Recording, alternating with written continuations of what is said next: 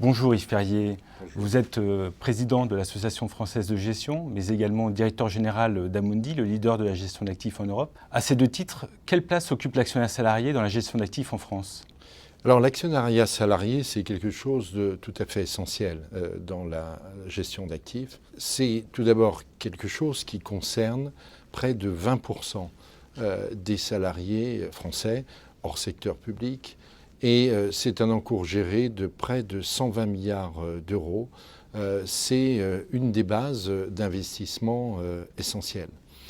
L'actionnariat salarié joue un rôle majeur, d'une part pour aligner, si j'ose dire, les intérêts des salariés et ceux de l'entreprise, ceux des actionnaires, mais aussi pour le développement économique avec ces 120 milliards d'euros. L'épargne salariale est un bassin essentiel d'épargne en France. C'est quelque chose qui nous distingue également au plan européen, puisque c'est une spécificité française, avec 3,5 millions d'actionnaires salariés, c'est 40% de l'actionnariat salarié au niveau européen. Monsieur Perrier, comment expliquez-vous que la France soit championne d'Europe de l'actionnariat salarié ? D'abord, c'est une bonne nouvelle, parce que nous ne sommes pas toujours champions d'Europe. Mais il y a 3 raisons.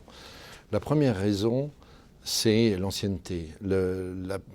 L'actionnariat salarié date de 1967. C'était la volonté du général de Gaulle d'associer le capital et le travail pour le développement des entreprises. Cette première loi de 1967 a été parfaite ensuite en 1986.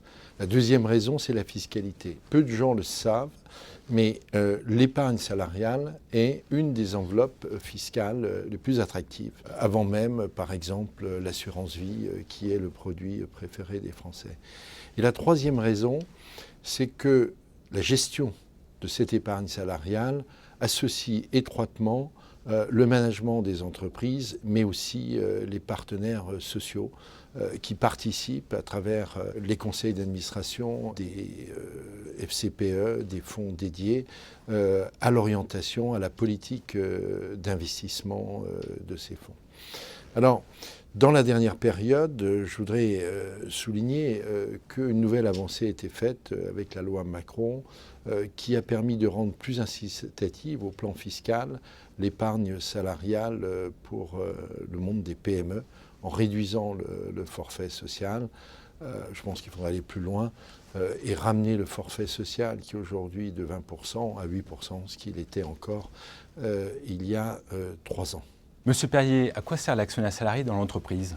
Il sert à plusieurs choses. Comme l'avait voulu le général de Gaulle, c'est dépasser les contradictions qui existent entre les actionnaires, les salariés, c'est-à-dire les réunir dans un objectif commun.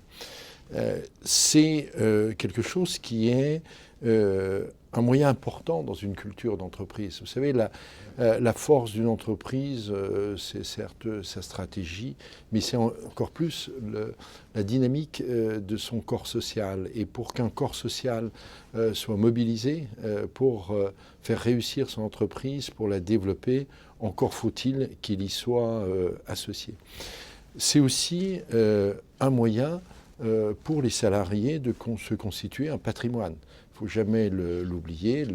L'actionnariat salarié, c'est souvent le premier véhicule d'épargne en fait, des salariés. Ils sont dans une entreprise qu'ils connaissent, ils savent ce qui s'y passe et donc ils peuvent investir en connaissance de cause. C'est important aussi, dans un troisième point, dans le cadre de l'indépendance de nos groupes. La France est un pays qui a des grands groupes, mais ces grands groupes ont très souvent un actionnariat très fragile. Plus de 50% du capital des groupes français est détenu par des actionnaires étrangers.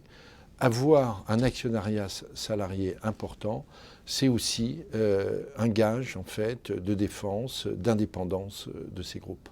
Yves Perrier, vous qui venez d'introduire Amundi en bourse et d'offrir à cette occasion la possibilité à vos salariés de participer à cette augmentation de capital, C'est probablement une belle illustration de votre engagement. Il eût été paradoxal qu'Amundi, leader de l'épargne salariale, ne fasse pas appel à l'actionnariat de ses salariés. Nous rencontrons actuellement des difficultés sur le plan européen pour promouvoir l'actionnariat salarié sous forme de FCPE. Quelles solutions préconisez-vous pour dépasser ces difficultés? Il y a deux points qui sont à traiter. Le premier, c'est celui que vous mentionnez, qui est le fait que nos FCPE, ce véhicule, n'est pas reconnu au niveau européen. C'est quelque chose que nous avons bien identifié au niveau de l'AFG, que nous avons porté auprès des pouvoirs publics et que nous entendons porter au niveau européen dans le cadre du projet Capital Market Union qui vise à unifier les marchés financiers européens. Au fond, pour employer un terme un peu anglicisé, je dirais que ce qu'il nous faut, c'est obtenir le passeportage de cette solution française dans le contexte européen. Le deuxième point est important, le premier l'est plus, mais le deuxième l'est aussi, c'est d'aller dans le sens d'une harmonisation de la fiscalité européenne qui au fond permettent d'unifier et de rendre indifférents les solutions en fait, d'épargne, quel que soit en fait, leur support et quels que soient les pays. Yves Perrier, un grand merci pour cet échange et cet apport complémentaire autour de l'actionnaire salarié. Merci à vous également.